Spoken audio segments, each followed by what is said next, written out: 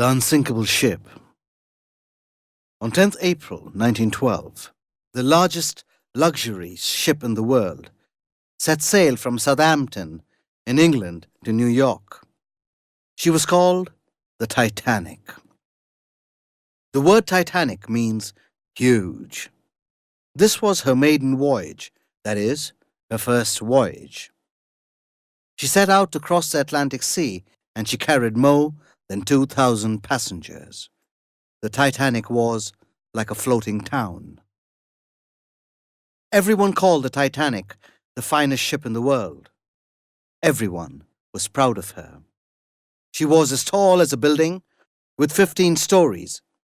Inside, she was like a large hotel, with grand staircases, dining rooms, shops, and swimming pools. Everyone thought that the Titanic could never sink. They called her the Unsinkable Ship. The ship's builders were so sure of this that they put only a few lifeboats on the ship. The journey was very comfortable. The passengers were proud because they were traveling in the best ship in the world. They felt safe. Then came the night of 14th April. The sky was clear and the sea was calm. Many of the passengers were asleep. Captain Smith knew that there were icebergs nearby, so he told a man to keep watch from the top of the ship. Suddenly, at 11:40 p.m., the man saw something. He grew cold with fear. A huge iceberg stood right in the path of the Titanic. "Iceberg!" he yelled.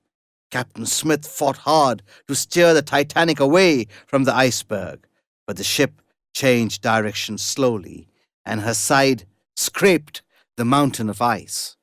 A shower of ice fell onto the decks, and the iceberg cut holes along the ship's side. Water began to pour into the lower decks. Most passengers heard nothing and slept on. Captain Smith and his crew could not stop the water flooding through the ship.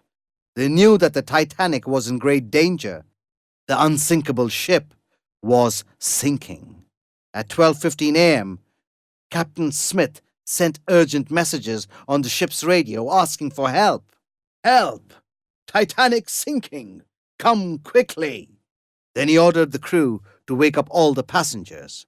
A ship called the California was only 20 miles away, but she did not receive the Titanic's messages.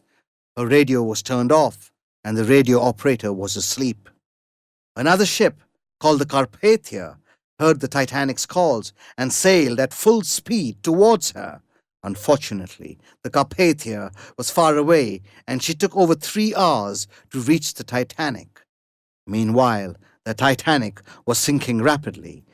The crew lowered the lifeboats into the sea, but there was only enough space in the boats for a few hundred passengers. The Titanic had more than 2,000 people on board. The ship began to tilt into the water. People began to jump from the decks into the ice-cold water. With its lights still shining, the Titanic stood upright for a few minutes. Then at 2:20 a.m. on 15th April, she vanished into the sea. About 1,500 people drowned. Captain Smith and most of his crew went down with the ship. The Carpathia arrived at 3:40 a.m.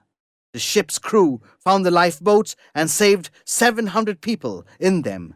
They also found chairs and pieces of wood floating on the water, but almost all of the people in the water had drowned or died of cold. The Carpathia was too late to save them.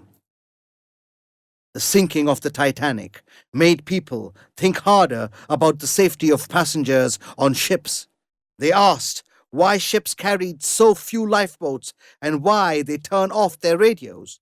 In 1913, it was decided that all ships must have enough room in their lifeboats to carry everyone on board. It was also decided that ships must keep their radios working every hour of the day and night.